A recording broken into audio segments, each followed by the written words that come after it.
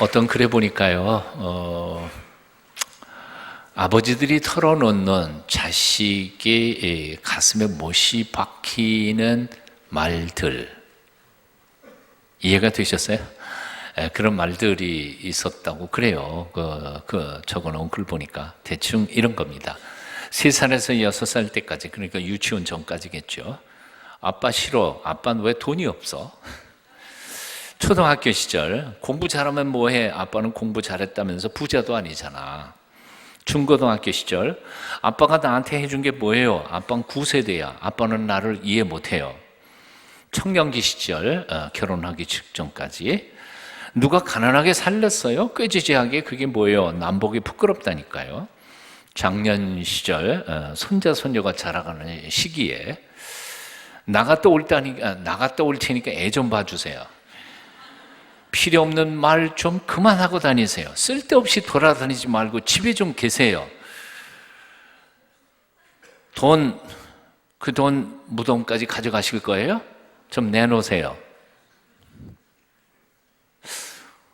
와, 읽다가 보니까 정말 이런 얘기 들으면 가슴에 못이 박힐 것 같은 느낌이 들어요. 그죠? 예. 오늘 예배 드시는 여러분들 중에서 회개할 거 회개하십시오. 오늘 해가 떨어지기 전에 잘못했어요 하고 고백하는 오늘 되셨으면 참 좋겠다 그런 생각해 봅니다. 요즘 우리들의 말은 어떤가 정직하게 한번 들어보십시다. 많은 사람들에게 우리는 항상 말 조심해야 되지만 그 중에도 가장 부모님께 말 조심해야 될 것 같아요. 왜냐하면 믿거라 하고 부모님은 그냥 함부로 대해도 된다고 착각하면서 살 때가 우리 너무 많기 때문에 그런 거죠. 송강정철의 시죠. 여러분 잘 아시는 겁니다. 어버이 살아실 때 섬기길 다하여라. 한 번 가신 뒤에 애달타 어이하리. 생전에 고쳐 못할 일은 이뿐인가 하노라. 다시 할 수 없는 거 바로 효도라는 거죠. 부모님 돌아가신 다음에는 아무리 후회해도 소용없습니다. 그때는 이미 늦어버린 거죠. 그래서 우리는 부모님 살아계실 때 잘해야 한다는 겁니다. 부모님 돌아가시고 난 다음에 상다리 쫙 부어 휘어지도록 제사상 많이 차려놓으니 무슨 의미가 있겠어요?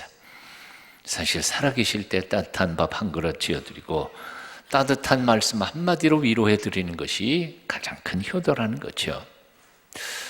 아들 둘을 둔 어머니가 있었습니다. 큰아들은 사업에 크게 성공해서 남부러울 것 없이 풍족하게 살고 둘째 아들은 조그만 구멍가게 하면서 근근히 먹고 살아갑니다.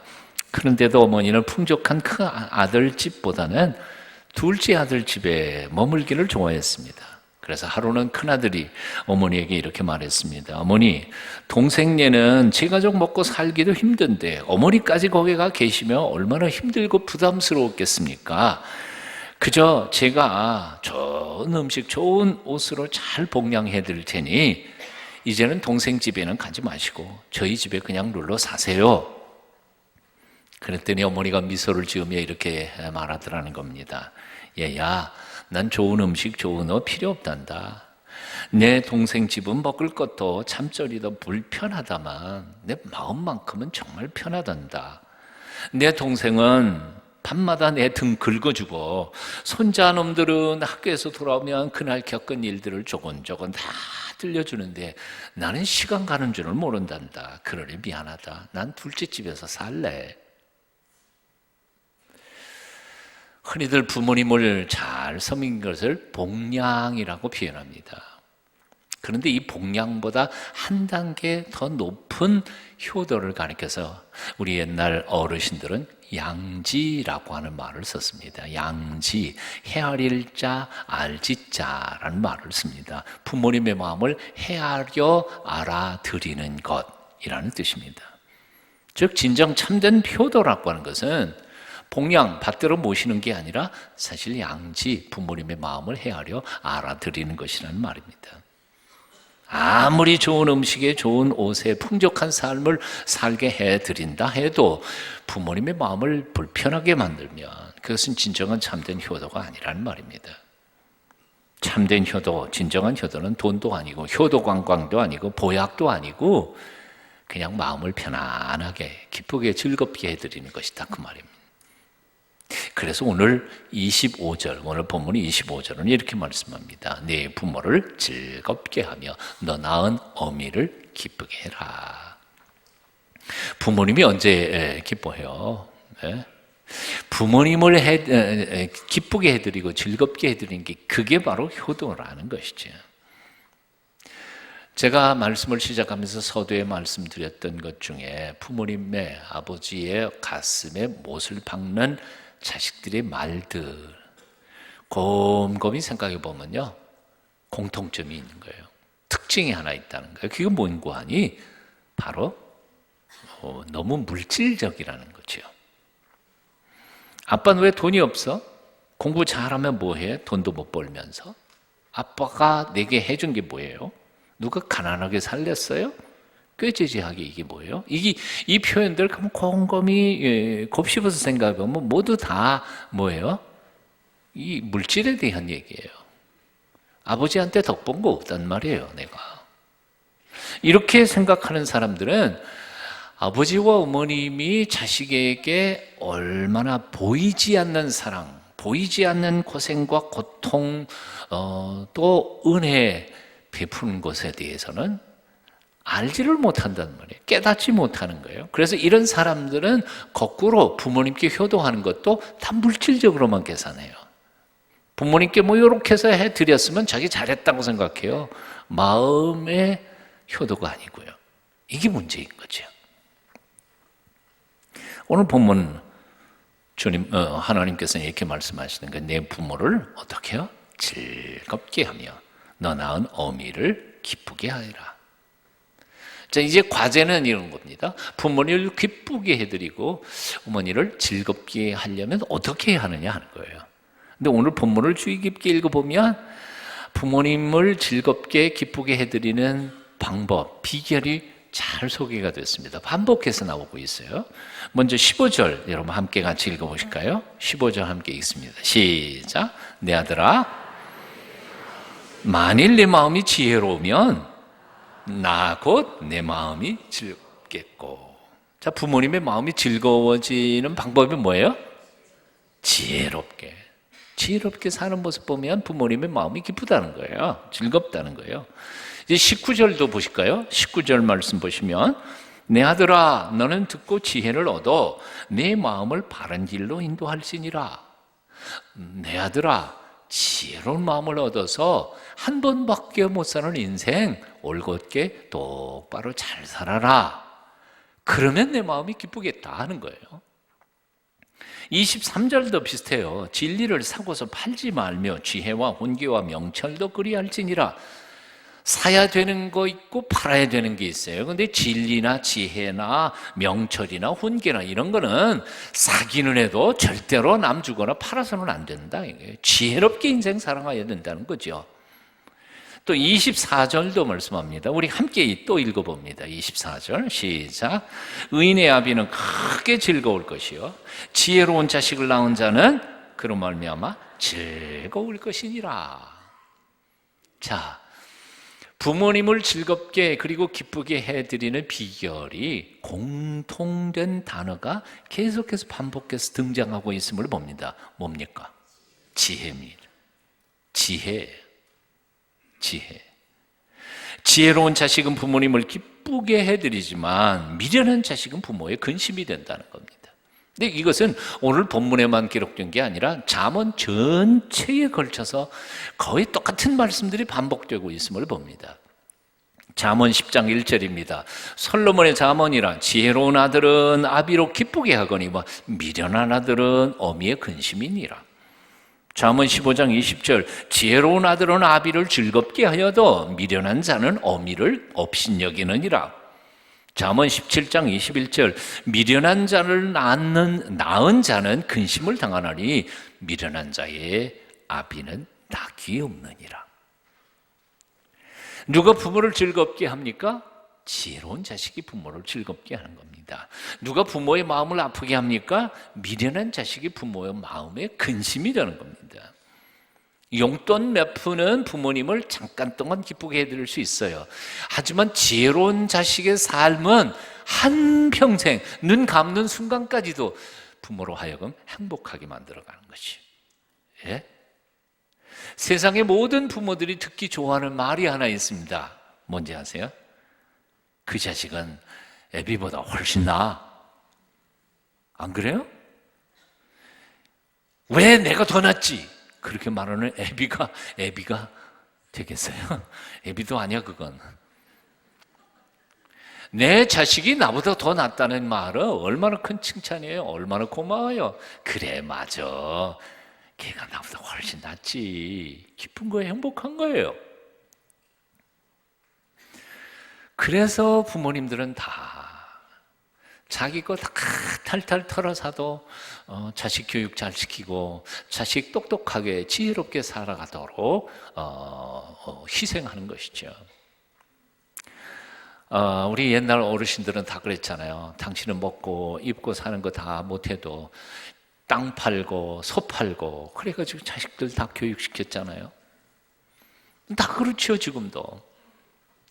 오래전에 제가 연길에 동부가 삼성에 연길에 간 적이 있었습니다.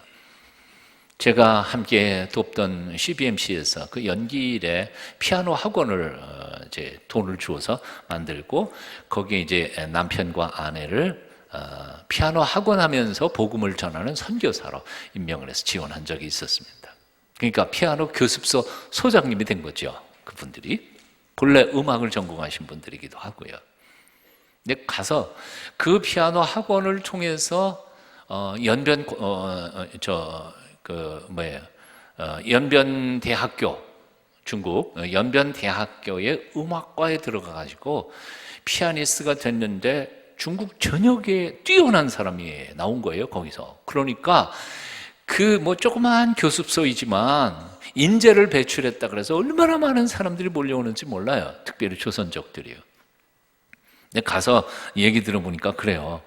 그때 당시에 중국 돈으로 한 사람 월급이, 자기 아버지 월급이 600원이었는데 그 교습비, 피아노 교습비가 450원이에요. 600원에서 450원이에요. 70%가 넘는 거예요. 그런데도 거기에다가 공부시키려고 그렇게 머리를 깨고 싸우고 들어오려고 몇 대 일 경쟁률을 집어넣고 그리고 교육을 시키는 거예요. 대단한 거예요. 아까도 말씀드렸지만 우리의 부모님들 다 그렇게 자식을 키웠어요. 땅 팔고 소 팔고 그래서 키웠어요. 그런데 생각해 보세요. 그렇게 키운 자식놈이 지혜롭게 인생을 살아가지 못하고 그냥 너무나 이기적이고 자기중심적으로 인생을 살아가는 모습을 보면 부모의 가슴이 어떻게 했느냐 말이에요. 얼마나 속 터지겠느냐 그거예요. 우리 집에 막내가 유치원 다닐 때 유치원에서 무슨 일이 있었는지 모르지만 집에 와가지고 갑자기 나한테 그런 얘기를 해요. 아빠, 나 치과 의사 될 거야. 그래서 이 다음에 치과 의사 돼가지고 핑크빛 이빨 해주겠대.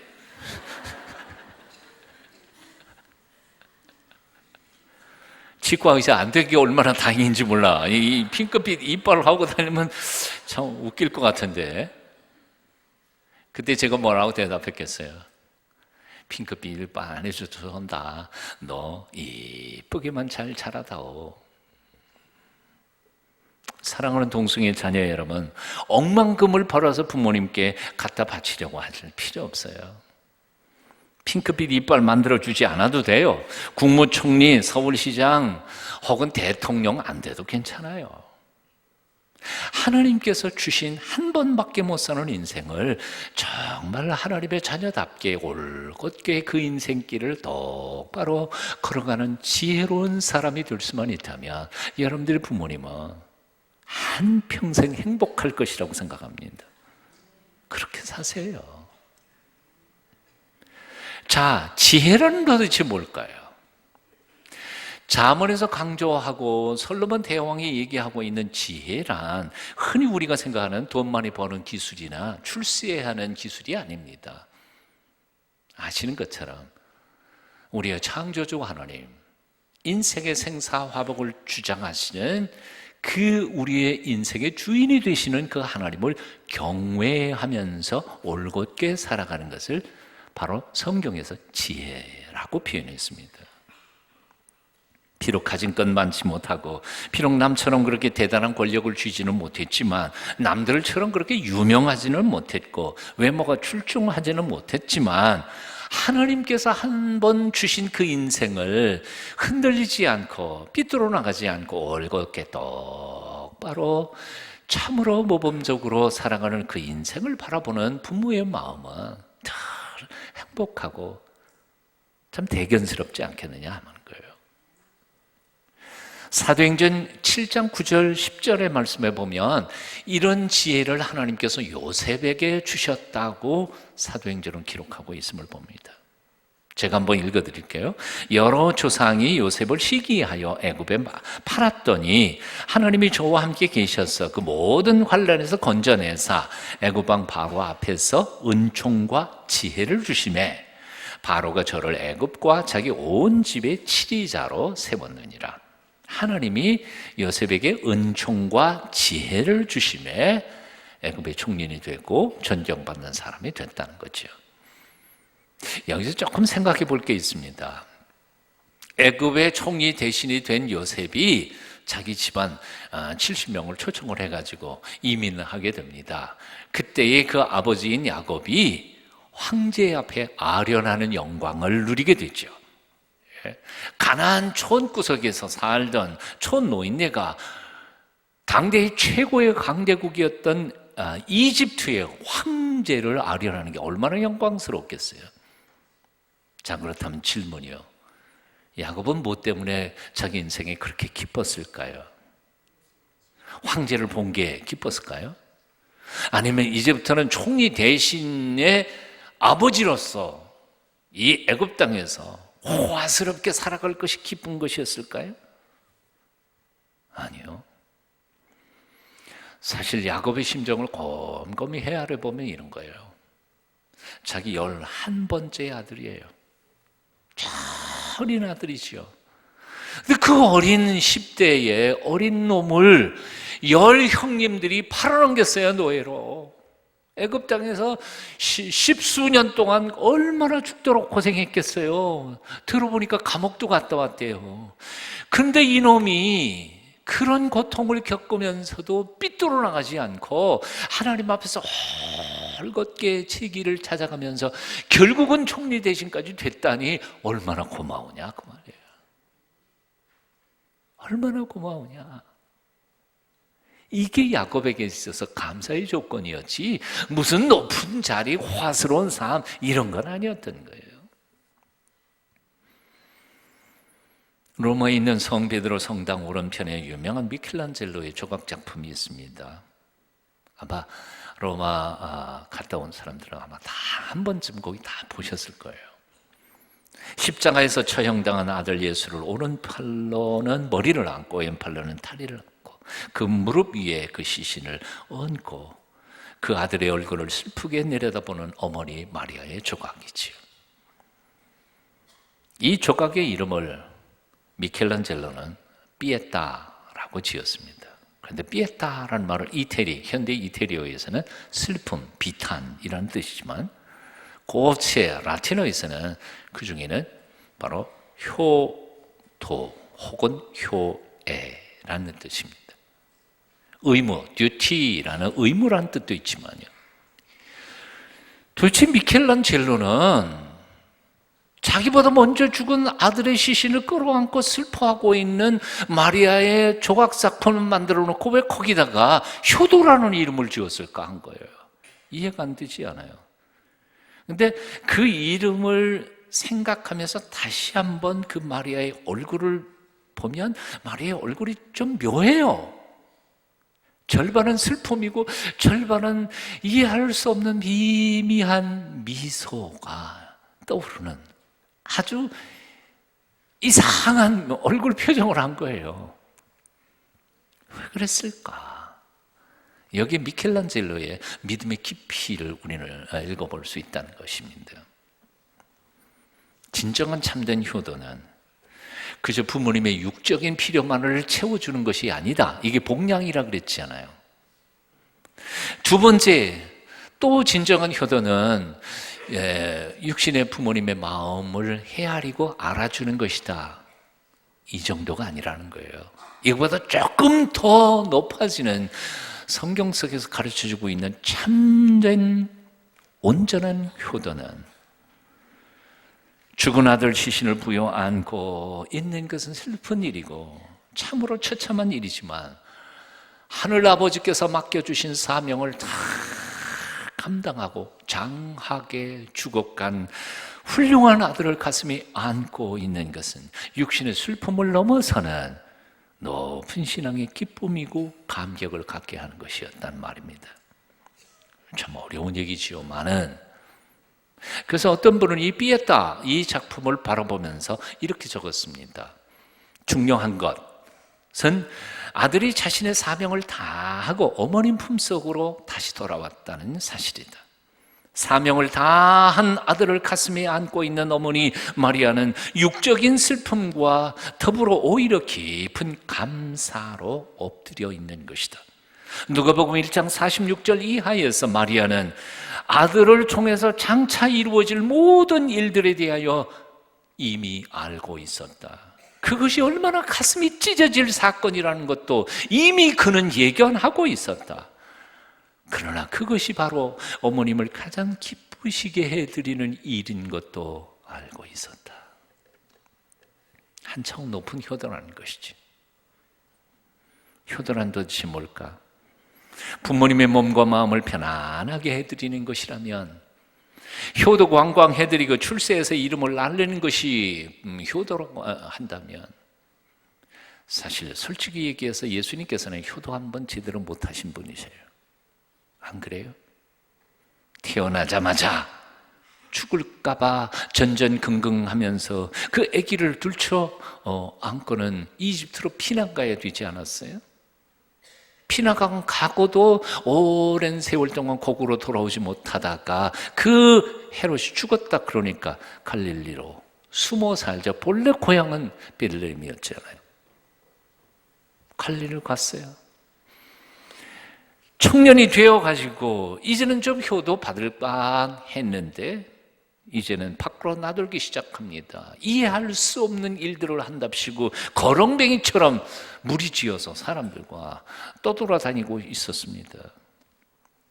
모든 부모들의 마음이 한결같은 것처럼 말이죠. 남들처럼 결혼해서 아들, 딸 낳고 평범하게 살았으면 좋겠는데 이게 부모님들의 마음 아니겠어요? 그런데 그 아들은 결코 그렇게 길지도 않은 생애를 평범하게 살지 않았어요. 마지막에는 어머니 눈앞에서 십자가 그 처절한 비참한 형을 언도받고는 숨을 헐떡이다가 죽고 맙니다. 어떻게 보면 예수님은 불효자 중에 불효자였습니다. 부모보다 앞서 죽는 것이 불효 중에 가장 큰 불효라고 유교에서 말하고 있지 않아요? 그런데 인간적으로 보면 그렇게 가슴 아픈 죽음을 어머니에게 안겨드렸지만, 그러나 하늘아버지께서 주신 사명을 완수하고 다 이루었다 하고 기쁨의 미소를 지으면서 이 세상을 떠나던 그 아들은 어머니에게는 또 다른 거룩한 기쁨과 행복을 안겨드렸던 것이라고 말입니다. 그래서 미켈란젤로는 그 상을 효도라 그렇게 지었던 것입니다. 서두에서 저는 효도에 대한 두 차원을 얘기했습니다. 부모님의 몸에 기쁨을 이루기 위해서 참 필요한 것들을 공급하는 것을 봉양이라고 했습니다. 부모님의 마음을 헤아리고 즐겁게 해드린 것을 양지라고 했습니다. 이것들보다 훨씬 차원 높은 또 다른 성경적 효도가 있음을 우리는 발견하게 됩니다. 그리고 역사 속에서 이렇게 예수님처럼 처절한 삶을 살았지만 부모님들의 가슴에 큰 행복을 안겨드렸던 수많은 사람들이 또한 역사 속에 존재합니다. 유관순, 시집도 못 가고 죽었어요. 그러나 민족사 앞에서 예수 그리스도를 믿는 믿음으로 얼마나 장하게 순교합니까? 주기철 목사님, 예수 이름 앞에 죽습니다. 문준경 전도사님, 그는 한국교단의 김준권, 정택이 위대한 한국교단의 위대한 인물들을 키워내시고, 그는 6.25 폭세통의 공산당들에게 의해 순교당하십니다. 지금도 증도에 가면 99% 크리스찬이라 100% 크리스찬입니다. 증도 들어가는 입구에 개가, 개 있잖아요. 개가 담배꽁초를 이렇게 자르는 거를, 그 동상이 있어요. 담배꽁초. 증도 안에서는 담배를 못 피워. 담배를 가지고 들어갈 수도 없어. 증도 안에는 절도 없고 캐톨릭 교회도 하나도 없어. 증도 안에는 모두 다 기독교인들. 아세요? 와. 이번에도 종로 시찰 목사님, 장로님들이 국내 성지순례를 갔습니다. 대구에 갔습니다. 대구에 병원 있죠. 동산병원에 그 박물관에 갔어요. 박물관 선교사님들이 살던 집 3채가 지금 보관되어 있는데, 그 중에 한 채가 뭐냐 하면 미국의 외할아버지가 대통령을 지낸 대단한 집안의 여인입니다.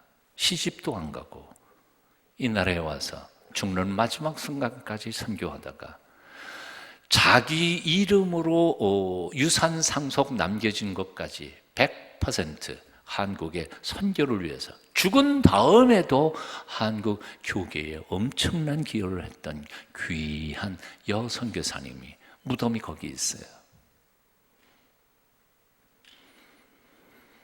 2017년 어버이 주일을 맞으면서 작은 효도인 복량부터 시작하십시다. 그리고 좀 더 높이 부모님의 마음을 헤아리고 알아들이는 양지의 효도도 하십시다. 하지만 거기 머물지 말고 점점 차원 높은 효도를 위하여 종당이는 가장 큰 우리 아버지이신 하나님 아버지께서 우리에게 주신 사명을 잘 감당하면서 지혜롭게 올곧게 걸어가는 삶의 모습을 보여드리므로 우리의 아버지와 어머니들을 기쁘시게 한평생 행복하게 만들어가는 온전한 효자와 효녀들이 다 되실 수 있기를 축원합니다. 그림 하나 보시겠습니다. 머리가 하얀 70이 넘어 보이시는 어떤 장로님이 계셨습니다. 장가간 아들한테 전화를 했대요. 아버지 전화 왜 하셨어요? 무슨 일이 있으세요? 아니야, 뭐 무슨 일이 있기는. 근데 왜 전화하셨어요? 아니야, 다른 게 아니고 말이지. 사실은 있잖아. 내가 너를 사랑한다고. 뭐라고요? 아버지 지금 뭐라 그러셨어요? 내가 너를 사랑하는데 말이야. 그랬더니 아들이 아무 대답이 없더래요. 미안하다. 미안한 게 많아. 그러고 끊었대. 3시간 있다가 며느리가 전화가 왔대요. 아버님, 제 남편한테 뭐라고 하셨어요? 뭐라고 했길래 저렇게 방에 들어가서 1시간을 울고 있습니까? 뭐라고 했길래? 여러분, 이제 회복이 필요합니다. 더 늦기 전에 표현해야 됩니다. 오늘부터 시작하십시오. 고마워. 네가 내 아들이어서, 내 딸이어서.